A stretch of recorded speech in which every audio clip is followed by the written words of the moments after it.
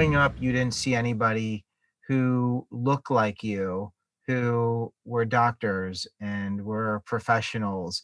I'm fascinated by that because, when you went to the doctor or within your community, weren't there some people who you could see as heroes or people you aspired to be?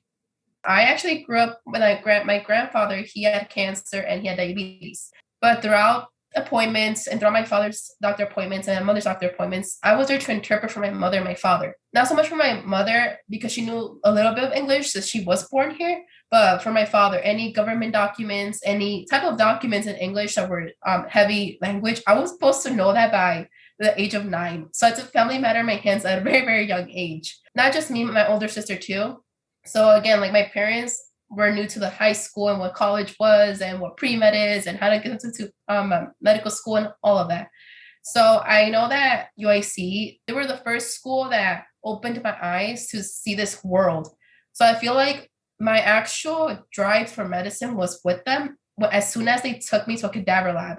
So we were there in the cadaver lab and we were seeing the cadavers in front of us. And there was a group of another 30 students that looked like me, same color hair, and we were there and we were touching human organs and human bodies and learning from medical students that look like us too. And from there, I feel like that was just a moment that I knew, yes, I can make it. It's not impossible. There's people that look like me that made it. Why can't I? So then when I saw that there was 40 business cards in front of me in a conference room, I took every single card, emailed all the doctors. Only one doctor allowed me to shadow them because again, I was just a high schooler. So when I shadowed that doctor, she took me to a couple consults and to a conference room meeting. And in the moment of the conference room meeting, I met a doctor from Rush called Dr. April Sabota. And she was the only African-American doctor in the room. Like that was the only person of color in the room, along with me, but I was just a high schooler.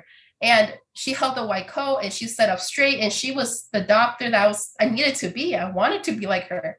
And as soon as the meeting ended, she came up to me, and that's not the doctor I was shadowing, but she came up to me and she asked me who was I and what was I doing there. I explained to her that I was in a job shadowing opportunity with Dr. Christina O'Donoghue.